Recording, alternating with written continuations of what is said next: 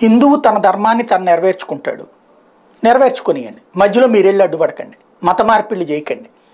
ముస్లిం నీ ధర్మాన్ని నువ్వు పాటించు, నీ పద్ధతి ప్రకారం నువ్వు బ్రతుకు అని చెప్పేదే భారతీయ జనతా పార్టీ కాన్సెప్ట్. కానీ దాన్ని విష ప్రచారం ఎట్లా చేశారు? ముస్లింల్ని బుజ్జగించాలా, హిందువుల్ని బెదిరించాలా, అట్లా చెయ్యట్లేదు. కాబట్టి భారతీయ జనతా పార్టీ ముస్లిం వ్యతిరేకి, నరేంద్ర మోడీ ముస్లిం వ్యతిరేకి అన్నటువంటి ప్రొజెక్ట్ చేశారు. ఎందుకు?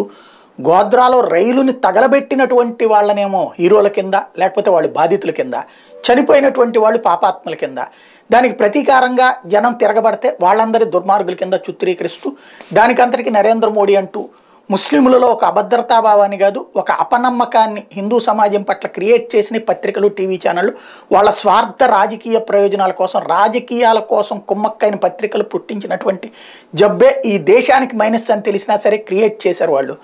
ఇప్పుడు దాని మీద నరేంద్ర మోడీ క్లారిటీ ఇచ్చారు. వివక్ష లేని సంపూర్ణ సురక్షిత ప్రశాంత జీవనాన్ని ముస్లింలు ఒక్క భారతదేశంలో గడుపుతున్నారని ప్రధాని నరేంద్ర మోడీ చెప్పుకొచ్చారు. ఇతర దేశాల్లో హింసాపీడనలకు గురవుతున్న మైనారిటీ సమూహాలకు భారత్ స్వర్గధామం అన్నారు. బ్రిటన్ కేంద్రంగా ప్రచురిస్తున్న వాణిజ్య పత్రిక ద ఫైనాన్షియల్ టైమ్స్కి ఇచ్చిన ఇంటర్వ్యూలో స్పష్టంగా చెప్పారు. రాజకీయ ప్రత్యర్థులను అణచివేస్తున్న విమర్శలను కూడా మోడీ తోసిపుచ్చారు. యథేచ్ఛగా విమర్శించే హక్కు కలిగిన స్వేచ్ఛా వాతావరణాన్ని వాళ్ళు ఉపయోగించుకుంటున్నారు. దీనికోసం సంపాదక పేజీలను, టీవీ ఛానళ్లను, సోషల్ మీడియాని, వీడియోలని, ట్విట్టర్లని వాడుకుంటున్నారు అని గుర్తు చేశారు. భారత్లో ముస్లింల భవిష్యత్తు గురించి ప్రశ్నిస్తే మోడీ ఆ ప్రశ్నకు సమాధానం ఇవ్వడానికి బదులుగా పార్శియల ఆర్థిక విజయాలను ప్రస్తావించారు. వీళ్ళు దేశంలో అత్యన్న మైనార్టీ సమూహమైన ఆర్థికంగా గొప్పగా ఎదిగారని వివరించారు. అంటే కష్టపడంటారా ఎవరైనా ఎదుగుతారని చెప్పారు. దాన్ని ఆంధ్రజ్యోతి కొంచెం వక్రీకరించింది అనమాట.